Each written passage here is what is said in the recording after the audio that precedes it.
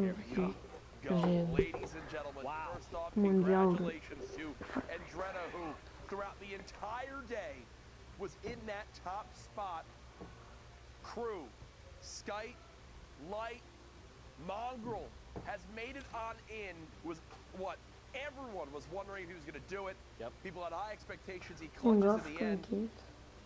Mku, Teak, and who did we just see in that last game? Blacksu, he makes it in for Lestream.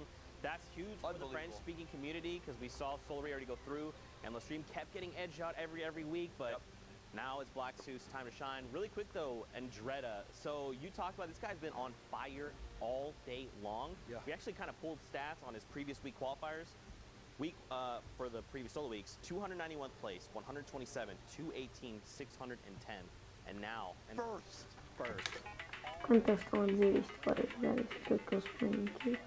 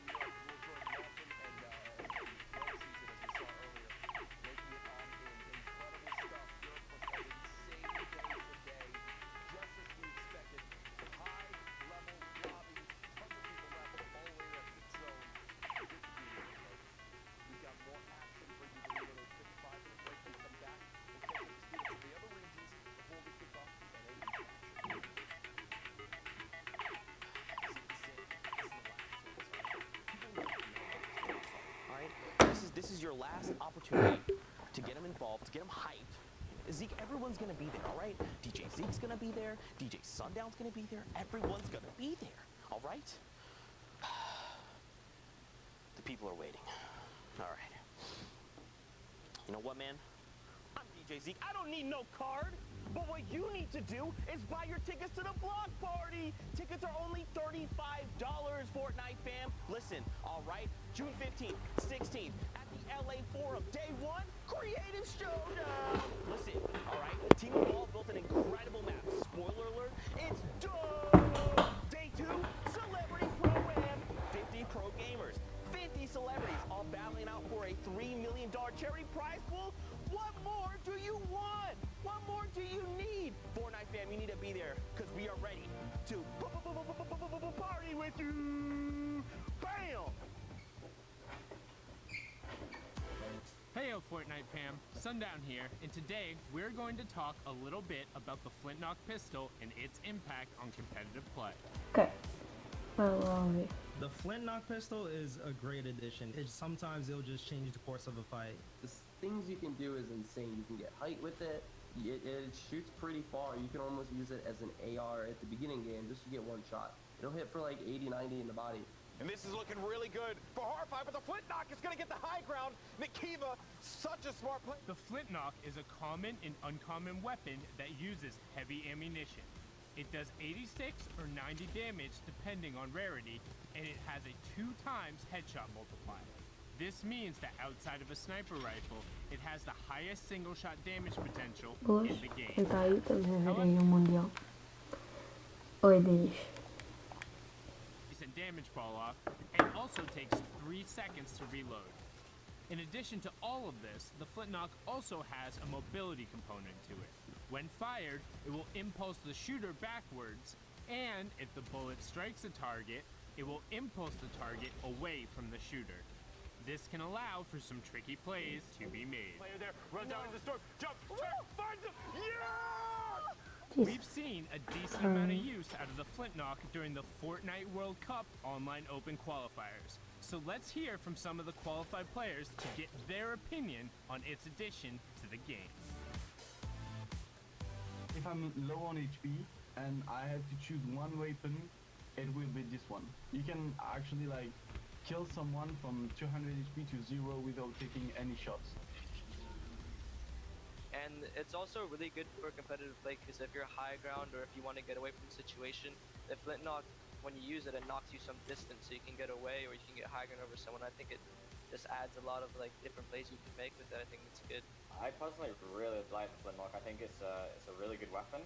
I think it's a really strong weapon in the right hands. You need to know how to use it, and you need to base your whole game around it if you want to use it right. It's just the kind of weapon we need more. I definitely think it's one of the better things that have been added skill-wise. I like that it's so versatile. I really like it competitive. Definitely deserves a spot here. Thanks for watching, and hopefully you saw how the flint knock can be utilized in the right hands. What is the best flint knock play you've done or seen? Share it with us using the hashtag Fortnite World Cup. And we'll be seeing you guys on the battle bus, or maybe flint knocking through the air.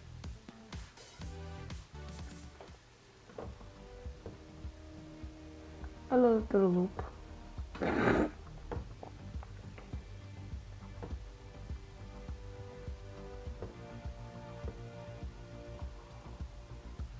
Vamos lá. Pera. Ganhamos.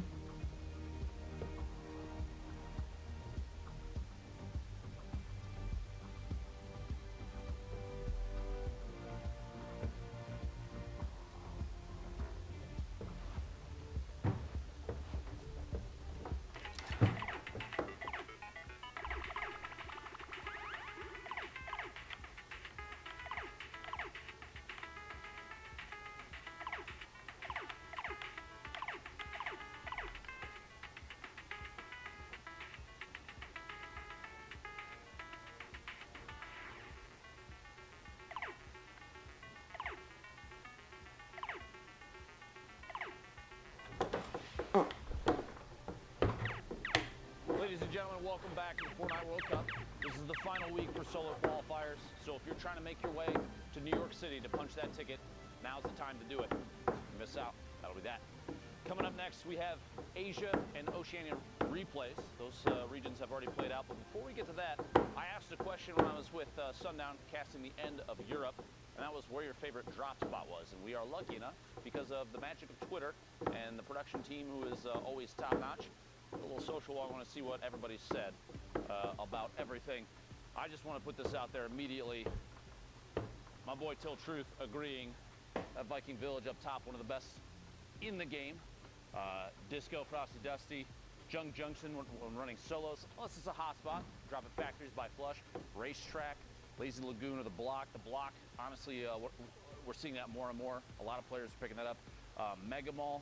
Surprising to me, one of the biggest landing zones on the map right now. We've seen it time and time again being constantly swamped with players. Paradise Palms, Salty Springs again. Pressure Plant, and I believe that is the very southeast corner of the map. Some players call it Westworld. There's all sorts of names for these locations where they don't have a POI name on them. It's kind of interesting to see how creative people can get. So, I appreciate that. Thank you very much. I'm always curious where people are dropping. As hard as I can to avoid any of those spots. Thanks for telling me where to not go. Shannon go, and in order to do that, in order to look at those replays and get a play-by-play of everything happening, I need some players to give me some insight. Those players, in this case, would be Monster D-Face and Zeke. Thank you, Dr. Lupo. Back at it again, Zeke. Are you ready? Ready to rock it. I believe you are ready. That's why you gave me the fist bump and not Courage JD. Fortnite fam, we hope you guys are ready because it is finals day. We're hopping into some replays from Oceania that happened this morning. We want to get these guys up to speed, have them, share their moment because them qualifying was a big deal. Yeah, absolutely. So let's get ready to hop into these games together. Is there anything you're excited about? You looking forward to, Monster? I mean, I'm looking forward to just watching all these games unfold. I follow like every competitive player on social media, so to wake up to my peers, kind of happy that they pushed through, or unfortunately, sometimes, you get the other tail end of that, see their errors where things kind of didn't fall in line for them. Because at the end of the day, no performance is perfect. And when you kind of go back and really look at it, a lot of times you spot your own errors, so it's kind of crazy how much Fortnite has developed and evolved and how much more room for perfection there is in this game. For sure, man. I mean, we can always be getting better, not only in Fortnite, but as humans, and of course, at our ability to eat chicken parmesan, because I will never be able to eat it as incredibly as Courage JD can. 44 players currently. Graciously. Yeah, he's voracious with the food. 44 players here in Storm Circle 5. We see this all the time, right, Monster? You know, that was a great pickup of Magsy there in midair.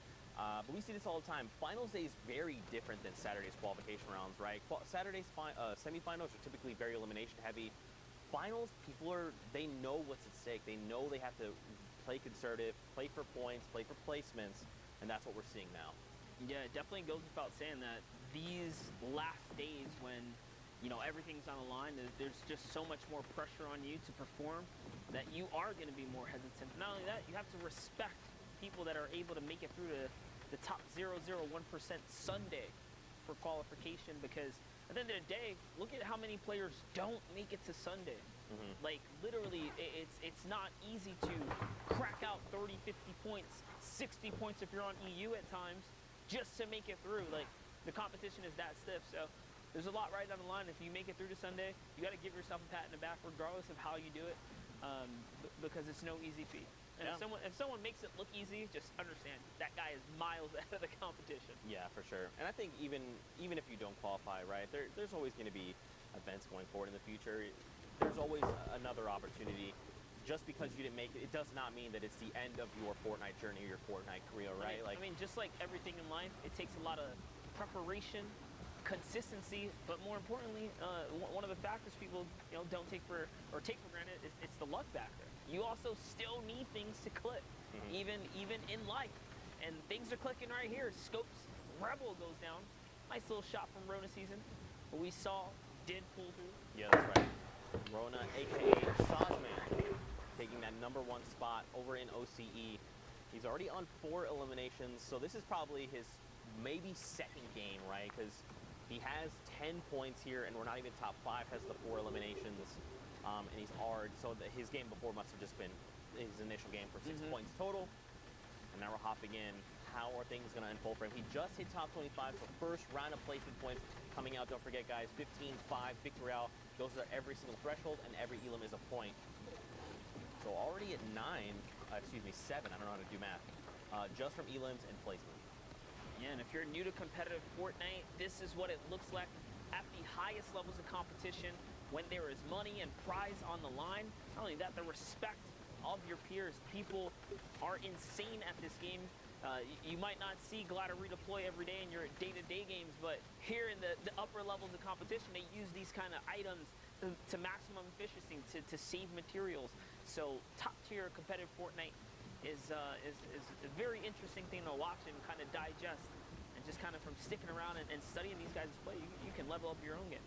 Especially like the minor differences between different people's play, right? Like, you as a player, you might say, I love Glider redeploy, and that is my go-to item. For me, I might say, look, I value the Shadow Bombs more because it just lends itself to my playstyle and the things I'm looking to do. You know, especially as Fortnite continues to evolve, new patches come out, new weapons, items, utility, all that. Like, it's just an ever-changing game. To see these guys adapt and just everything in their hands is lethal. It's like, gray AR, it doesn't matter. I'm just going to find 10 elims. Gray tag, doesn't matter, 10 elims. Yeah, exactly. They make it look so good. Now take a look at Rona, who somehow manages to find some high ground off that Shadow Bomb, doing a really good job at climbing up here. Makes the edit one step ahead of Unknown. Space there, kind of steps out before his counterplay can even happen. Now he is set up. He has a setup shop right here. Who's at the ultimate top? It's Alfie. Alfie firing down, and someone else is just above him. You can see there, it's Brave. I will not lose. He's got the ultimate high here. Alfie says, you know what? I want no part of that. He is coming down into Rona. See what Rona's going to do with these final moments here. He steps into another player's box, 120. Such a tight crosshair to hit these shots. You got to respect the aim here and the consistency, Zeke. This is what separates Sazman from the rest, right? There's so much confidence behind his play, and this is what I love talking about, because that's what resonates with me, is how confident you are in the moment of things happening, right? Just look at this. Not building. He has 13 builds, so it's not much, but he doesn't need to build. He knows what's going on. He's dictating the tempo of this game, right? Right now, Sazman is on that lowest level. Bray is up above. And now, I mean, Sazman's got 10 elims, all right? This is huge. He's going to try and go against Bray. Now, Bray does have more materials, 35-2, but now they're saying, you know, let's go toe-to-toe. Can Sazman line up the shot? He actually drops down below Monster. This engagement Esto van a didn't ser pan out. muy Oh, Is he gonna be able to get him? Is he gonna be able to break these builds and bring him down to him? You saw Rona no Season tengo was materiales. trying to stick it all the way through. And Rona Season is Sazman, guys. For those of you guys just tuned in, so these final moments are here, are everything. He's looking to get these low ground peaks. He's got the Storm in his favor, still tracking with it, and he hits every Sí, se shot, escrachó every mucho. single peak, every moment, every Unos pixel kills. goes to Rona.